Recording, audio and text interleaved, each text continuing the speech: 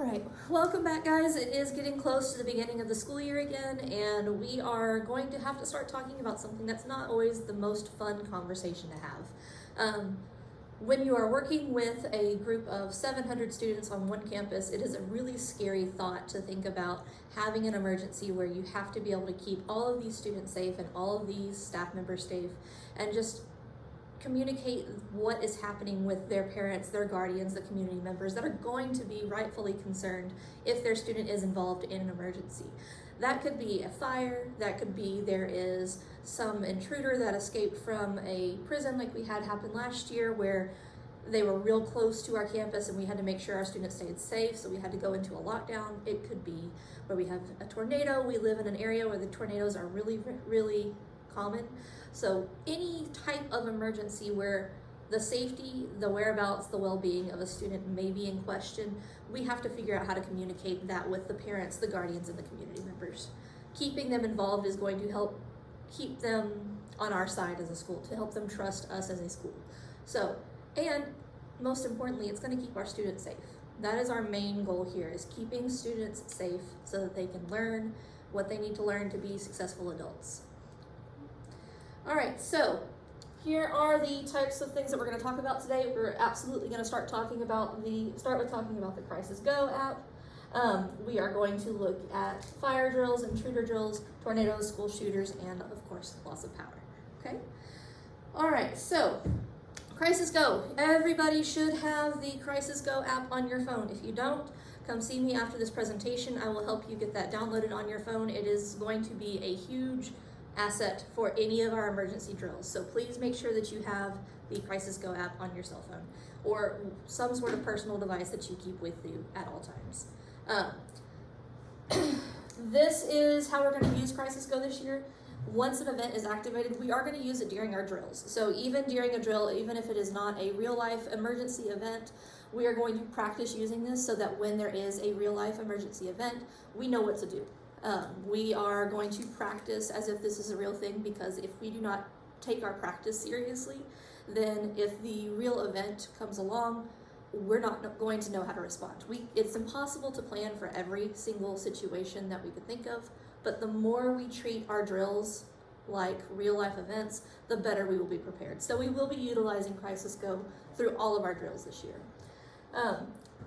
Once the Crisis Go has been activated, once the alarm has been activated, we are going to do a roster event. So this is where you're going to type in your name into the roster and you're going to look for your students. You're going to mark that, yes, I see them, I physically can lay my eyes on this student, or no, this student went to the bathroom when this drill started, or no, this student was absent today, or this student went to tutorials or to another room for a second. You are going to mark where each one of your students that are on your roster for the time of the event are.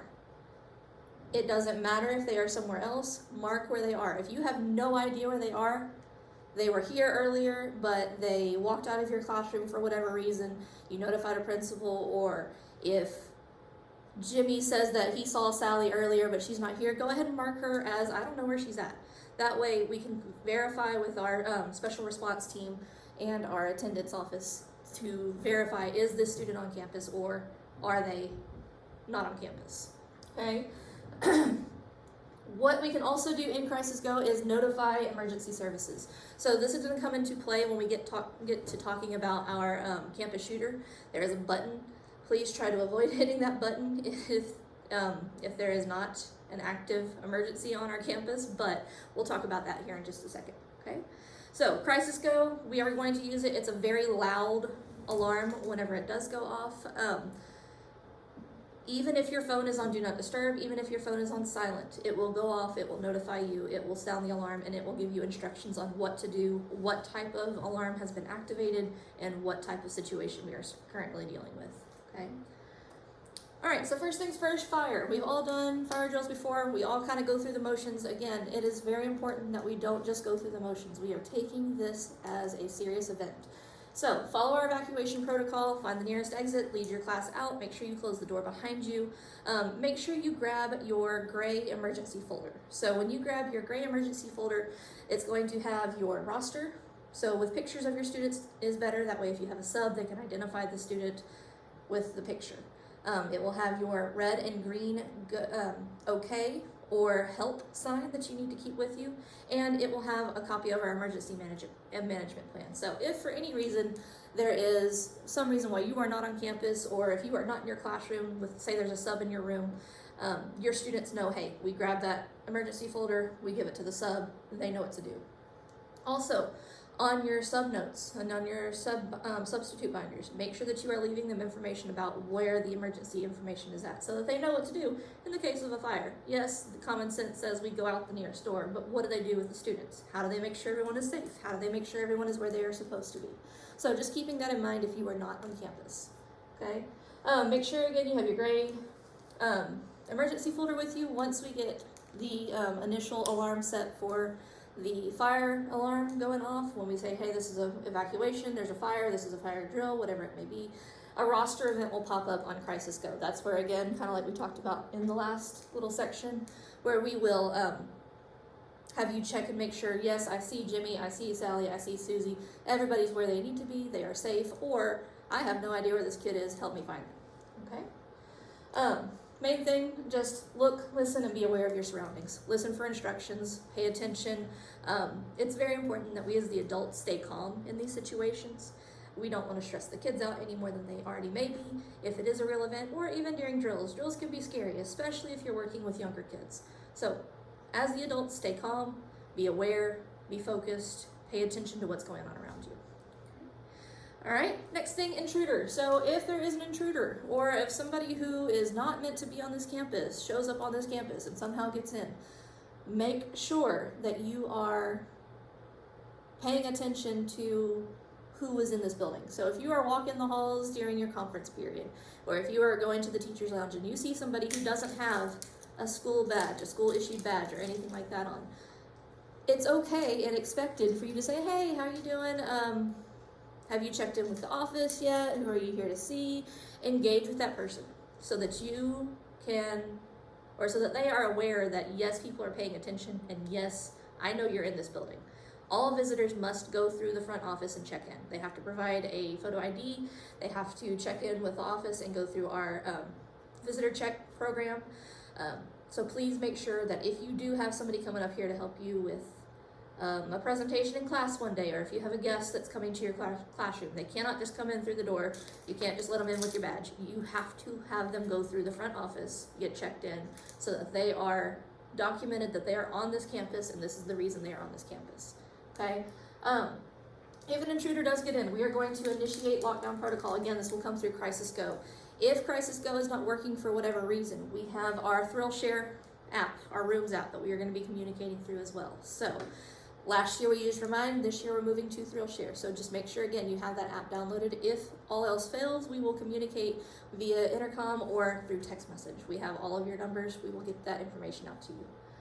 Again, initiate that lockdown protocol. Close your doors, lock the doors, lock the windows if you, or cover the windows if you have windows. Turn out all your lights and keep your students calm and quiet. We don't need them on the phones. We don't need them on anything else like that. All communication will come from your principal, from your campus leadership, from your special response team. Anything that needs to be communicated to parents, we will notify them of drills prior to the drills happening so that they are aware, hey, this is just a drill, don't panic, we know what we're doing, we're practicing this so that we can keep your students safe in the event that this does happen. If it does happen, all public communication, all information that is given to our parents, our guardians, our community will go through David Chenault. He is our person that handles all of our media and public relations when it comes to these types of events. So I understand the want to message your parents and say, hey, your kids are fine, we're keeping them safe, but it is very, very important just to keep all the information that is going to parents from getting misconstrued, from getting misinterpreted, that they are getting their information from our designated spokesperson, David Chenault. Okay. If there is an intruder, do not open the door for anybody. Anybody that needs to get in your room will have a key. So if a person comes pounding on the door and says, police, let me in, do not open that door. The police will have a key, okay? Do not open the door unless you have received direct instruction from your special response team lead that they have a key and they are coming in, okay? Do not open the door for anybody. If they need to get in, they have a key, okay? Stay alert, keep calm. That's a big thing with intruders. Just be aware, okay? Make sure that you are paying attention to your surroundings. Us as educators, we know we have to pay attention, not only in the classroom for classroom management, but for the safety of our students. There's a lot of people that may not have the best intent for students out there, and we want to try and protect them from intruders coming in, okay? Wait for instructions. Again, do not act on your own. Main goal is to keep yourself and your students safe. Keep them quiet, keep them calm, keep everybody in the classroom until instructions come. All right, next, tornadoes. Again, we live in an area where unfortunately tornadoes are pretty common. If we get a weather notification that there is a tornado on the ground, we are going to be watching, especially in days with inclement weather, we'll be watching pretty carefully the weather service and paying attention to the radar apps and all those types of things. If we notice that there is a tornado coming, or if there is a threat that a tornado may be hitting the ground pretty soon, we're going to go ahead and follow shelter protocol. So everybody has a map that you're going to have posted on your door that tells us exactly where to go. So Martin's going to go to Dawkins' room, and Dawkins is going to go to, and Sigler is going to go to Richardson's room.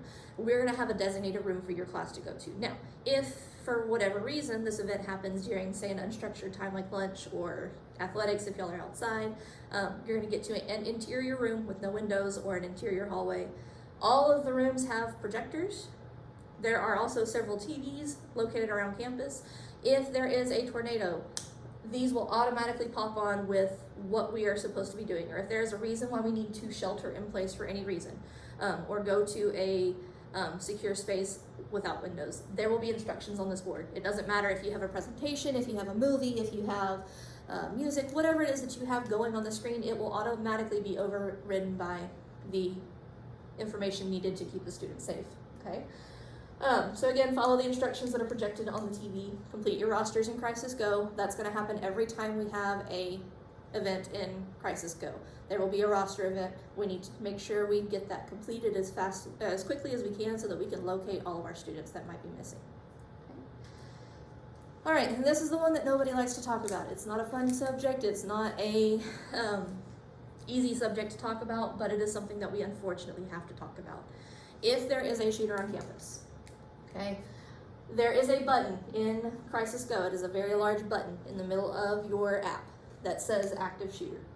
If you encounter a person who is an active shooter, so you know that you see the gun, you see the weapon, you see the tool that they are going to use to cause damage or potentially cause harm to these students, hit that button. What that will do is it will send out an automatic message to law enforcement and to emergency services, and it will get them to come here immediately. It will send a location, it will send out a massive notification through our Crisis Go app. Everybody will get that. In that case, you need to lock down everything as quick as possible. If you are in your classroom and you see Jimmy and Sally and Susie walking down the hallway to get to their next class, pull them in. It doesn't matter if they're not your students, you can find them in the roster event. You'll be able to type them in, okay? You can search students and say, hey, I have this kid.